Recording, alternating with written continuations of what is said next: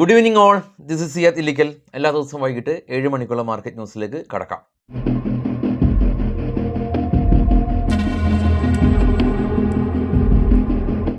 അങ്ങനെ ഇന്ന് private sector bank ആയിട്ടുള്ള ICICI ബാങ്ക്, FMCGയിലെ ലീഡിംഗ് കമ്പനി ആയിട്ടുള്ള Hindustan Unilever, Tata consumer product, giant telecom company ആയിട്ടുള്ള എയർടെൽ തുടങ്ങിയ കമ്പനീസിൻ്റെ എല്ലാം തന്നെ കോൺട്രിബ്യൂഷൻ കാരണം നിഫ്റ്റി വീണ്ടും ഒരു fresh all time high create ചെയ്യപ്പെട്ട ഒരു ദിവസമാണ്.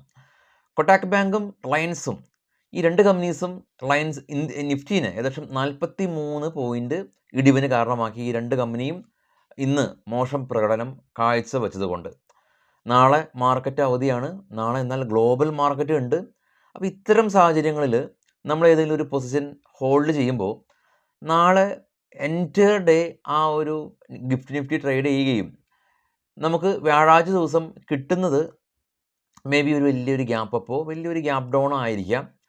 വളരെ റെയറായിട്ടാണ് മാർക്കറ്റ് കൺസോൾഡേറ്റ് ചെയ്യപ്പെടുന്നത്. അപ്പോൾ എനിവേ നമ്മുടെ മാർക്കറ്റ് ഇല്ലാത്ത സാഹചര്യത്തിൽ, ഗ്ലോബൽ മാർക്കറ്റ് ഉണ്ടാവുകയും ചെയ്യുന്ന സാഹചര്യത്തിൽ പൊസിഷൻസ് എല്ലാം തന്നെ ഹോൾഡ് ചെയ്യുന്നത് അത്ര നല്ല ഒരു പ്രൊഫഷണൽ മെത്തേഡല്ല, എസ്പെഷ്യലി ഓപ്ഷനിലൊക്കെ ട്രേഡ് ചെയ്യുന്ന ആളുകളെ സംബന്ധിച്ച്.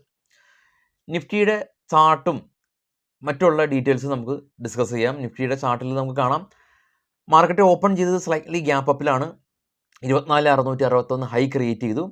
24,600 നിഫ്റ്റി ക്ലോസ് രേഖപ്പെടുത്തിയിട്ടുണ്ട്. അപ്പോൾ ഇന്ന് നിഫ്റ്റിയിൽ മികച്ച പ്രകടനം കാഴ്ചവെച്ചിട്ടുള്ളത് coal India, BPCL, HUL, Tata consumer product, Bharat Airtel തുടങ്ങിയ കമ്പനീസ് 2 മുതൽ 3% വരെയുള്ള റാലിയും, Shriram finance, doctor Reddy, Kotak bank, ultratech cement, NTPC 1.5 മുതൽ 2% വരെയുള്ള ഒരു ഫോളുമാണ് ഉണ്ടാക്കിയിട്ടുള്ളത്. ഗ്ലോബൽ മാർക്കറ്റിൽ bitcoin 63,700, gold, Brent oil $83 per barrel. Gold breakout നടന്നു, $16 ഉയർന്നു. ഗോൾഡ് ഇപ്പോൾ തീ വിലയായിരിക്കും സംസ്ഥാനത്ത്, $2,439 പെർ ഔൺസ്. ഓസ്ട്രേലിയ ഫ്ലാറ്റ് ആയിരുന്നു. ചൈന, കൊറിയ, ജപ്പാൻ പോസിറ്റീവിൽ അടച്ചു. ഡോ ഫ്യൂച്ചർ പോസിറ്റീവാണ്. ഇന്ത്യ വിക്സ് 14.2 ഇപ്പോൾ ട്രേഡ് ചെയ്യുന്ന യൂറോപ്യൻ മാർക്കറ്റ് എല്ലാം തന്നെ സ്ലൈറ്റ്ലി നെഗറ്റീവ് ആയിട്ടുള്ളൊരു അവസ്ഥയിലാണ് ഇപ്പോൾ ഉള്ളത്. മാർക്കറ്റിലേക്ക് തിരികെ എത്താം. പ്രധാനമായിട്ടും ഇന്ന് പേടിഎം ഏകദേശം ഒരു 2% ഫോൾ നമ്മൾ കണ്ടു. സെബിയുടെ ഭാഗത്തു നിന്ന് ഒരു അഡ്മിനിസ്ട്രേറ്റീവ് വാർണിംഗ് ലെറ്റർ ഇഷ്യൂ ചെയ്തിട്ടുണ്ടായിരുന്നു. ഇൻഷുറൻസ് കമ്പനീസ് LIC ഉൾപ്പെടെയുള്ള SBI ലൈഫ്, ICICI പ്രൊഡൻഷ്യൽ എല്ലാം തന്നെ പോസിറ്റീവിൽ ക്ലോസ് ചെയ്യാൻ സാധിച്ചു. ഈ നമ്മുടെ ബഡ്ജറ്റ് വരികയാണ്. അതിന് മുന്നോടിയായിട്ട് 80Cയുടെ അണ്ടറിൽ നമുക്കറിയാം tax saver mutual fund 1.5 lakh വരെ നമുക്ക് വാങ്ങാൻ സാധിക്കും. അതൊരു 2 ലാക്ക് വരെ ഉയർത്തിയേക്കാം എന്നുള്ള അൺകൺഫേംഡ് ആയിട്ടുള്ള ന്യൂസ് കാരണമാണ് ഇന്ന് ഇൻഷുറൻസ് മേഖലയിൽ ഒരു ചെറിയൊരു പോസിറ്റീവായിട്ടുള്ളൊരു സെൻറ്റിമെൻറ്റ്സ് കണ്ടത്. എന്നിരുന്നാൽ കൂടിയും പുതിയ റെജീം അനുസരിച്ച് 7 ലാക്കാണ് പുതിയ ടാക്സ് സ്ലാബ്. അതുകൊണ്ട് തന്നെ ഇനി അടുത്ത തവണ നമ്മൾ, അല്ലെങ്കിൽ ഈ തവണ ഈ ഒരു ഫിനാൻഷ്യൽ ഇയറിൽ ഇപ്പോൾ നമ്മൾ സബ്മിറ്റ് ചെയ്തിട്ടുണ്ട്, അടുത്ത തവണത്തേക്ക് വേണ്ടിയിട്ട് സ്വാഭാവികമായിട്ടും ആളുകൾ ഇപ്പോഴേ തന്നെ ഈ ഒരു ടാക്സ് സേവർ മ്യൂച്വൽ ഫണ്ടുകളെല്ലാം തന്നെ അക്യൂർ ചെയ്യാറുണ്ട്. പക്ഷേ ടാക്സ് സ്ലാബ് 7 ലാക്ക് ആയിട്ടുണ്ട് സ്ട്രൈറ്റ് അവേ. അതുകൊണ്ട് തന്നെ ഈ ഒരു ടാക്സ് സേവർ മ്യൂച്വൽ ഫണ്ടുകൾക്കുള്ള പ്രാധാന്യം നിങ്ങൾ ടാക്സ് കൺസൾട്ടൻറ്റിൻ്റെ അടുത്ത് ചോദിച്ച് മനസ്സിലാക്കിയതിന് ശേഷം മാത്രം വാങ്ങിച്ചാൽ മതിയാകുമെന്നുള്ളതാണ്. IRDA ഇന്ന് ഫോൾ ആയിട്ടുണ്ട്. ഫിലിപ്സ് ക്യാപിറ്റൽ എന്ന് പറയുന്ന ഒരു ബ്രോക്കറിംഗ് സ്ഥാപനം IRDA ഒരു 60% വരെ ഫോൾ ആയേക്കാമെന്ന് അവർ അഭിപ്രായപ്പെട്ടിട്ടുണ്ട്. എന്നാലും ഈ ഒരു മേൽപ്പറഞ്ഞ പോലെ തന്നെ ഈ ഒരു ബഡ്ജറ്റിൽ ഈ റെയിൽവേ കമ്പനീസിന് വലിയ തോതിലുള്ളൊരു മുൻതൂക്കം അനലിസ്റ്റുകൾ പൊതുവെ നൽകാറുണ്ട്. സൊമാറ്റോ ഇന്ന് പ്രോഫിറ്റ് ബുക്കിംഗ് നടന്നു. 4% ഫോൾ ആയിട്ടുണ്ട്. ഇന്നലെ സൊമാറ്റോയുടെ എല്ലാം തന്നെ ചാർജസ് വർദ്ധിച്ചതുകൊണ്ട് സ്റ്റോക്ക് റാലി രേഖപ്പെടുത്തിയിരുന്നു. അലംബിക് പാർഗ അവർ ഷെയർ ബൈബാക്ക് പ്രഖ്യാപിച്ചു. ഇതുകൊണ്ട് കണ്ടിന്യൂസ് റാലിയിലാണ്. ഇന്നും 10% റാലി രേഖപ്പെടുത്തി. 2 ദിവസങ്ങളായിട്ട് നമ്മൾ ന്യൂസിൽ ചർച്ച ചെയ്യുന്നുണ്ട്. അതുപോലെ തന്നെ സിപ്ല 770 കോടി രൂപയുടെ ഇൻകം ടാക്സ് നോട്ടീസ് വന്നു. അതുകൊണ്ട് തന്നെ ചെറിയ തോതിൽ ഫോൾ രേഖപ്പെടുത്തി. DB കോർപ്പും 7% ഫോൾ രേഖപ്പെടുത്തി. Q1 റിസൾട്ടിന് ശേഷമാണ് ആ ഒരു ഫോൾ നടന്നത്. സ്റ്റോക്കുകളുടെ വാർത്തകളിലേക്ക് നമുക്ക് പോകാം. ഇന്ത്യയിലെ ലീഡിംഗ് ഡിസ്കൗണ്ട് ബ്രോക്കറാണ് അപ്സ്റ്റോക്ക്. അപ്സ്റ്റോക്കിൽ ഒരുപാട് ഫീച്ചർ പുതിയതായിട്ട് ആഡ് ഓൺ ചെയ്തിട്ടുണ്ട്. സ്റ്റോക്കുകളെല്ലാം തന്നെ പ്ലെഡ്ജ് ചെയ്തിട്ട് നമുക്ക് ഓപ്ഷൻ ബൈ ചെയ്യാൻ സാധിക്കും. കൂടാതെ തന്നെ ചിലവുകൾ കുറവാണ്. പല ആളുകളുടെയും ഈ ഒരു ബ്രോക്കറേജ് ഒക്കെ ഇയർലി അടിസ്ഥാനത്തിൽ എടുക്കുമ്പോൾ പ്രോഫിറ്റ് കുറവാണെങ്കിൽ കൂടിയും ബ്രോക്കറേജ് ഭീമമായിട്ടുണ്ട്. അപ്പോൾ ബ്രോക്കറേജ് കുറയ്ക്കാനായിട്ട് ഡിസ്കൗണ്ട് ബ്രോക്കറായിട്ടുള്ള ടാറ്റ ഗ്രൂപ്പ് ബാക്കപ്പ് ചെയ്യുന്ന അപ്സ്റ്റോക്കിനെ പരിഗണിക്കാം. ഫസ്റ്റ് കമൻറ്റിൽ അപ്സ്റ്റോക്കിൻ്റെ അക്കൗണ്ട് ഓപ്പൺ ചെയ്യാവുന്ന ഫ്രീ ആണ്. അക്കൗണ്ട് ഓപ്പൺ ചെയ്യാനായിട്ട് ലിങ്ക് ഞാൻ പ്രൊവൈഡ് ചെയ്തിട്ടുണ്ട്, ഉപയോഗപ്പെടുത്താം. ബജാജ് ഓട്ടോ Q1 റിസൾട്ട് വന്നു. നെറ്റ് പ്രോഫിറ്റ് 19% ഉയർന്നു. റവന്യൂ 15% ഉയർന്നു. പൾസറിൻ്റെ മികച്ച ഒരു സെയിൽസ്. ട്രയംബ് എല്ലാം തന്നെ അവർ 60,000 യൂണിറ്റൊക്കെ അവർ സെൽ ചെയ്തിട്ടുണ്ട്.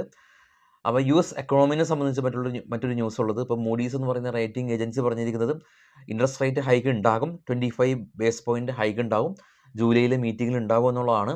ഇന്നലെ ജെറോം പവലിൻ്റെ ഒരു പ്രസ്താവനയിലും ഈ അവിടുത്തെ ഇൻട്രസ്റ്റ് റേറ്റ് 2% വരെ എത്താനായിട്ടൊന്നും കാത്തു നിൽക്കുന്നില്ല, റേറ്റ് കട്ട് ഉടനെ നടത്തിയേക്കാമെന്ന് അദ്ദേഹവും അഭിപ്രായപ്പെട്ടിട്ടുണ്ട്. Garden reach ship builders company 840 crore രൂപയുടെ ഓർഡർ അവർക്ക് ലഭിച്ചു. DB corp company net profit 49% ഉയർന്നു, 118 കോടി രൂപ കരസ്ഥമാക്കിയിട്ടുണ്ട്. 79 കോടി രൂപയിൽ നിന്ന് ആണ് അവർ 118 കോടി രൂപ കരസ്ഥമാക്കിയത്. EV sector Uttar Pradesh state government mobility policy 2027 വരെ എക്സ്റ്റെൻഡ് ചെയ്തിട്ടുണ്ട്. ഇതിൻ്റെ ഭാഗമായിട്ടാണ് മാരുതിയൊക്കെ റാലി രേഖപ്പെടുത്തിയിരുന്നത്. HDFC AMC കമ്പനി HDFC AMCനെ ജെഫ്രീസ് എന്ന് പറയുന്ന US ബേസ്ഡ് ആയിട്ടുള്ള ഒരു റേറ്റിംഗ് ഏജൻസി അപ്ഗ്രേഡ് ചെയ്തു. LIC ന്യൂവാമ എന്ന് പറയുന്ന ആസ്ട്രേലിയൻ റേറ്റിംഗ് ഏജൻസി LICനെ അപ്ഗ്രേഡ് ചെയ്തു. 5520 രൂപ വരെ ടാർഗറ്റ് ഫിക്സ് ചെയ്തിട്ടുണ്ട്. ഈ ന്യൂസിൽ പറയുന്ന ഈ ഒരു റേറ്റിംഗ് ഏജൻസീസ് ഉണ്ട്. ഈ റേറ്റിംഗ് ഏജൻസി നടത്തുന്ന ഇവരുടെ റിപ്പോർട്ട് അനുസരിച്ചാണ് സ്റ്റോക്കുകളുടെ ടാർഗറ്റ് ഫിക്സ് ചെയ്യുന്നത്. ഇവർക്കാണ് സ്റ്റോക്കുകളുടെ ടാർഗറ്റ് ഫിക്സ് ചെയ്യാനായിട്ടുള്ളൊരു അധികാരം ഉള്ളത്. നമ്മുടെ ന്യൂസിൻ്റെ കമൻറ്റിൽ ഈ സ്റ്റോക്ക് ഏതുവരെ പോകും, ഏതുവരെ ഇടിയും എന്നൊക്കെ കമൻറ്റ് ചെയ്യാറുണ്ട്. നമ്മൾ ഒരിക്കലും അതിനൊന്നും റിപ്ലൈ നൽകില്ല. കാരണം അതിന് വേണ്ടിയിട്ട് ഉള്ള ബ്രോക്കറിങ് സ്ഥാപനങ്ങളുണ്ട്, അവർ ആണ് റിപ്പോർട്ടുകൾ പറയുന്നത്. നമുക്ക് അത് പറയാനുള്ള റൈറ്റ്സ് ഇല്ല. ന്യൂസുകൾ എത്തിക്കുക എന്നുള്ളതാണ് ചാനലിൻ്റെ നർമ്മം, ഓർക്കുക. ജുബിലാൻഡ് ഇൻഗ്രേവിയ കമ്പനി നെറ്റ് പ്രോഫിറ്റ് 16% ഇടിഞ്ഞു. പാരസെറ്റമോളിൻ്റെ ഡിമാൻഡ് കുറഞ്ഞതാണ് കാരണം. റൈറ്റ്സ് കമ്പനി 50 കോടി രൂപയുടെ ഓർഡർ ആസാം സ്റ്റേറ്റ് ഗവൺമെൻറ് ഭാഗത്ത് നിന്ന് ലഭിച്ചു.